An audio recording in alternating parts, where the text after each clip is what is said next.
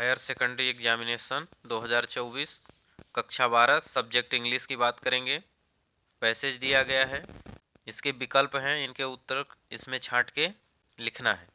पहला प्रश्न है, in nature one of the loveliest sound is, यानी इस प्रकृति में सबसे प्यारा साउंड जो है, आवाज़, वो किसका है। तो इस पैसेज के माध्यम से बताया गया है, पहले का डी नंबर सही उत्तर हो जाएगा। द सॉन्ग ऑफ बर्ड्स, चिड़ियों के गाने।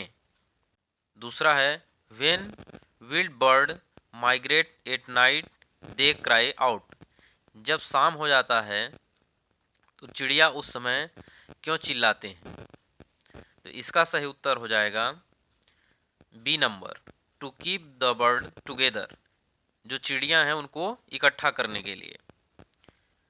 अगला है, we human being use word, जो मानव जाति है वो शब्दों का प्रयोग क्यों करता है। तो इसका सही उत्तर हो जाएगा ए नंबर, टू एक्सप्रेस आइडियाज़, अपने विचारों को अभिव्यक्त करने के लिए। अगला है, word don't learn their language us, bird जो हैं चिड़िया, वो भाषा को क्यों नहीं सीखते। तो इसका सही उत्तर हो जाएगा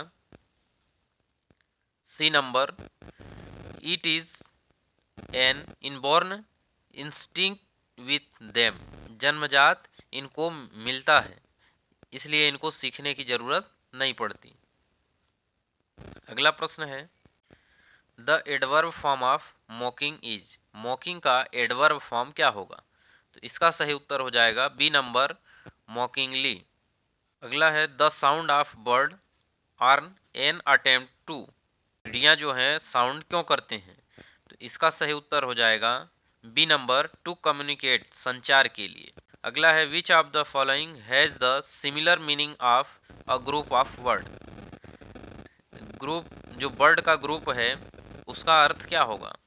यानी इन ऑप्शनों में से जो बर्ड यानी चिड़ियों का ग्रुप है उसके लिए क्या सफिशिएंट होगा। इसका सही उत्तर हो जाएगा बी नंबर, फ्लॉक। अगला प्रश्न है, which of these in the main ideas of the above passage, जो पैसेज ऊपर दिया गया है उसके मेन आइडिया क्या है। इसका सही उत्तर हो जाएगा C number, importance of sound of bird, यानी चिड़ियों के आवाज़ के महत्व के बारे में बताया गया है।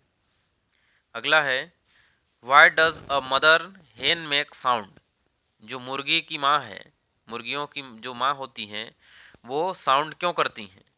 तो इसका डी नंबर सही उत्तर हो जाएगा, बोथ बी एंड सी, चूजों की रक्षा के लिए और इकट्ठा करने के लिए आवाज़ करती हैं। अगला है, which of the following is true about the bird, इसका सही उत्तर हो जाएगा D number, both A and C. अगले प्रश्न की बात करेंगे, फिल द ब्लैंक। पहला प्रश्न है, work hard list you fail, कठिन परिश्रम करो अन्यथा फेल हो जाओगे। तो इसमें शुड का प्रयोग कर लेना है। अगला है, this table is made would, तो इसमें बनने की बात हो रही है, तो किससे बना हुआ है, लकड़ी से, तो इसमें ऑफ का प्रयोग करेंगे। अगला है, would you like to have coffee, तो कॉफ़ी जो है वो अनकाउंटेबल नाउन है, इसमें हमें सम का प्रयोग कर लेना है। अगला है, आई एनीथिंग सिंस मॉर्निंग, इसमें हमें भर लेना है डिडंट ईट। अगला है, where is book that I gave you yesterday, वह बुक कहाँ है जो मैंने कल दी थी। तो बुक एक वस्तु की बात कर रहा है, उसके पहले हमें ए लगाना है। अगला है, walk carefully you will fall down, ध्यानपूर्वक चलिए नहीं तो आप गिर जाएंगे, इसमें इल्स का प्रयोग कर लेना है। अब अगला प्रश्न है, डू एज डायरेक्टेड। पहला प्रश्न है, he failed he did not study well, इसमें सो का प्रयोग करना है। सेंटेंस को दो तरह से भी बनाया जा सकता है। इसको बना लेना है, ही डिड नॉट स्टडी वेल, वह अच्छे से पढ़ाई नहीं किया, सो ही फेल्ड, इसलिए वह फेल हो गया। अगला है Mumbai is larger than Bhopal, change into positive degree. Positive degree में बदलना है तो लार्जर को यहाँ से हटाएंगे और उसमें कर देंगे लार्ज, तो हो जाएगा Mumbai is large then Bhopal. अगला है as soon as the sunrise I wake up, जब सूर्य निकलता है तब मैं जग जाता हूँ।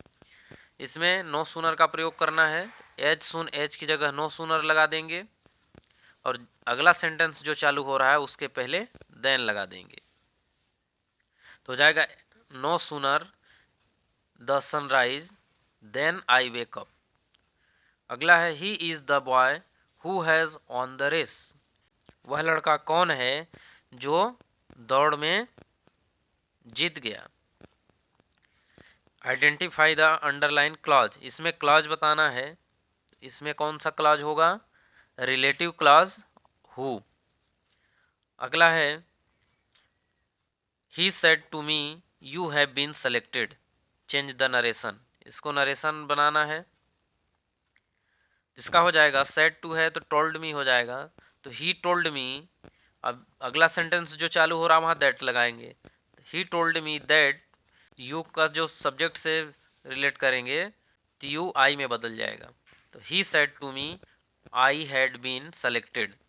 अगला है unless you work hard you can't win the match, यदि आप कठिन परिश्रम नहीं करेंगे you can't win the match, आप मैच नहीं जीत सकते। इसमें इफ़ का प्रयोग करेंगे तो अनलेस हटाएंगे और इफ़ लगाएंगे, तो हो जाएगा इफ़ यू वर्क हार्ड, यदि आप कठिन परिश्रम करते हैं, तो यहाँ से नॉट हटा देंगे अगले सेंटेंस में, you can win the match. अगले प्रश्न की बात करेंगे, एक्सट्रैक्ट दिया हुआ है, इसके विकल्प हैं, इसमें से छांट के उनके उत्तर लिखना है। पहला है which of this order has come from Berlin, तो इसका सही उत्तर हो जाएगा B number, no French to be taught. अगला है why does M Hamel want the students to be attentive, तो इसका सही उत्तर हो जाएगा B number, because it is his last French lesson. अगला है which of this seemed old friend to French, इसका सही उत्तर हो जाएगा डी नंबर, हिज बुक्स। अगला है what a thunders clap this word were to me, which of the express the meaning of the underline word in the above line, तो उसका अर्थ बताना है, ए नंबर हो जाएगा लाउड अ क्लियर। अगला है which of this mood did French express when he was told that it was his last French lesson, इसका सही उत्तर हो जाएगा B number, repenting and sorrowful. Extract दिया गया है, इसमें भी प्रश्नों के उत्तर छांटना है। प्रश्न है who is the poet of keeping quiet, keeping quiet के कवि कौन है, तो इसका सही उत्तर जो है वो सी नंबर हो जाएगा, पाब्लो नरूदा। अगला है what does the poet want other to do, A number सही उत्तर हो जाएगा, to keep quiet and introspect. और तीसरा है why should we keep quiet according to the poet, कवि के अनुसार कीप क्वाइट का मतलब क्या है, इसका सही उत्तर हो जाएगा D number, all of this. अगला एक्सट्रैक्ट है, इनके प्रश्न दिए गए हैं, इनको छांट के लिखना है।